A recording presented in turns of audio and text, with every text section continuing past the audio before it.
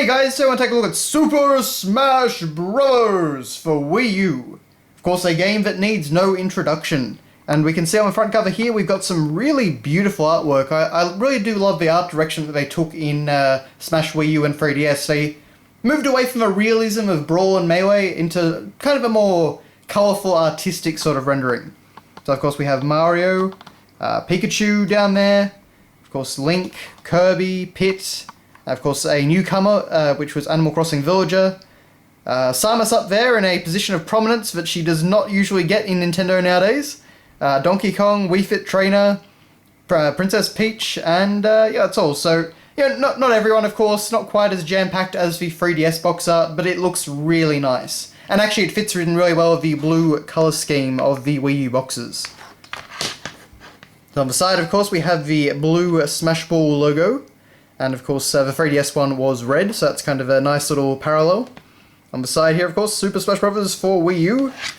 And up to 8 players, the biggest ever Nintendo Smash Up. So of course we highlight many more characters on the back of the box here. You can see a ton of them over there. And of course highlighting the new 8-player Smash feature, which was exclusive to the Wii U version. All new mode, Smash Tour, which I must admit I still haven't played a full round of. A few special guests being the third-party characters. And of course, you know, Cloud, I imagine, would be on the back of the box now, but yeah, it would be interesting actually, and probably quite smart on Nintendo's part, to actually update the box with some of the DLC characters that you can get. I imagine characters like you know, Ryu and Cloud would be quite a draw to some people. Of course, Amiibo functionality, you can connect to the 3DS version, and you can customize your fighters. After unlocking all of the custom gear and moves, of course, which takes a very long time. Okay, so inside we have the box, rather the disc I should say, and yes, inside the box we have a box.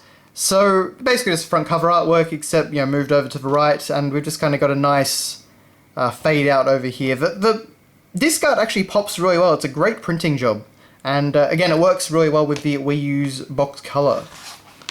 Now, of course, we have our Club Nintendo card. This year now, of course, it became a relic of a bygone age, but, you know, just what you'd usually expect. And, of course, we have our manual, and kudos to Nintendo, there actually is a manual. Now, of course, when I say manual, it's not quite what you would expect in the old days, but it is in full color, and you can see that we have all our different controller setups. Of course, this is the only game where you can use the GameCube controller.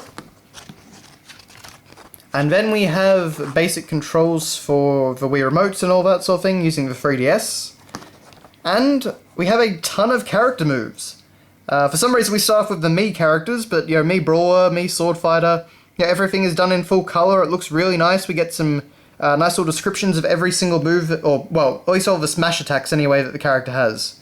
So, or special attacks, I believe I should say.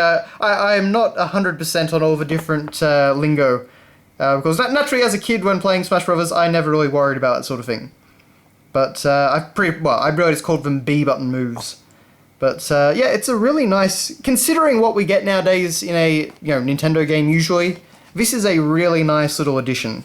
So kudos to Nintendo for putting in a proper, really, you know, it's actually quite glossy paper, it's very nicely printed.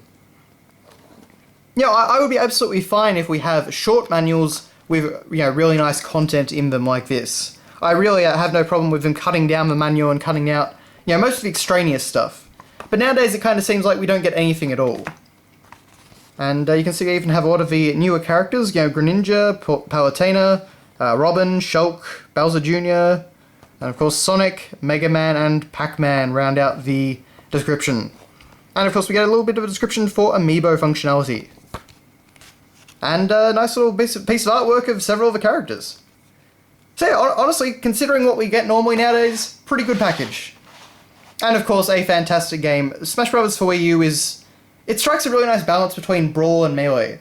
And what I mean by that is kind of, the combat is fast and fun, and it feels really responsive and good. But at the same time, you know, you don't have to be really good at all the technical stuff to play it or anything like that. So I very much enjoyed it. My real big problem with it, though, is that there isn't a ton of single-player content.